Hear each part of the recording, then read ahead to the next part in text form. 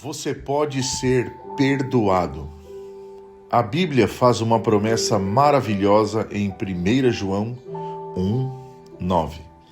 Se confessarmos os nossos pecados, Ele é fiel e justo para nos perdoar os pecados e nos purificar de toda injustiça. Que promessa extraordinária! Hoje eu quero conversar especialmente com você que está aí me ouvindo e que talvez esteja com o coração pesado. Talvez você esteja carregando uma culpa que parece não ter fim. Talvez você tenha caído justamente naquele pecado que prometeu para Deus que nunca mais cometeria. Talvez você tenha orado, pedido perdão, tentado recomeçar, mas caiu de novo. E depois da queda veio aquele pensamento: acho que Deus já desistiu de mim. Você continua acreditando que Deus perdoa as outras pessoas, mas no fundo acha que o seu caso é diferente. Se esse é o seu sentimento hoje, eu quero dizer uma coisa com muito carinho: não acredite nessa mentira. A palavra de Deus nunca disse que existe um pecador arrependido que foi rejeitado por Cristo. Muito pelo contrário. A promessa é muito clara. Se confessarmos os nossos pecados, Ele é fiel e justo para nos perdoar. Perceba que o texto não diz se você sentir que foi perdoado. Também não diz se você passar alguns dias sofrendo, aí Deus talvez te perdoe. Não. A condição apresentada é o arrependimento e a confissão sincera. E a resposta de Deus não depende da intensidade das suas emoções. Ela depende da fidelidade dele. Existe uma armadilha muito comum na vida cristã.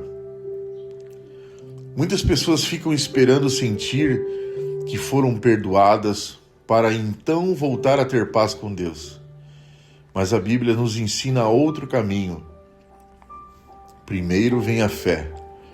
Depois, muitas vezes, os sentimentos começam a acompanhar essa verdade.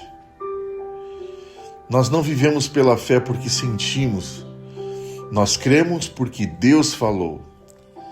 Imagine se você estivesse dirigindo em um dia de muita neblina. Você quase não consegue enxergar a estrada. Mesmo assim, você continua dirigindo porque confia na estrada e não na quantidade de metros que consegue ver. Na vida espiritual acontece algo parecido.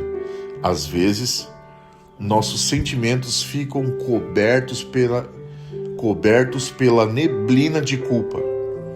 Mas a palavra de Deus continua firme e é nela que nós colocamos os pés.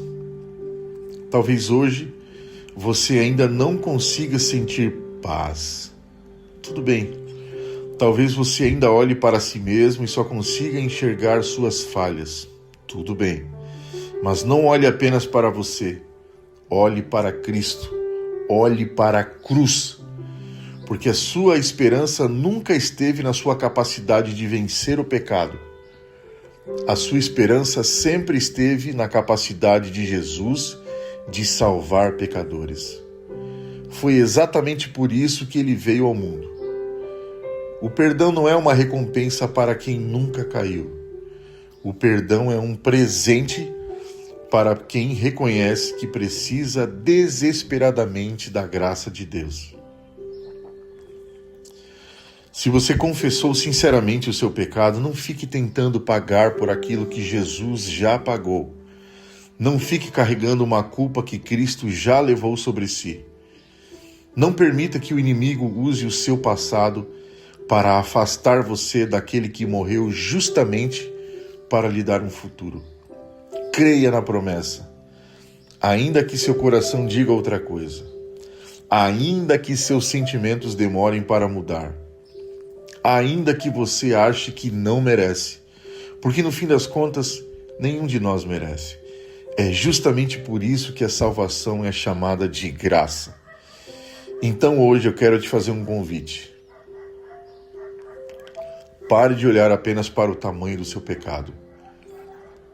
Olhe para o tamanho do amor de Cristo. Levante-se, confesse.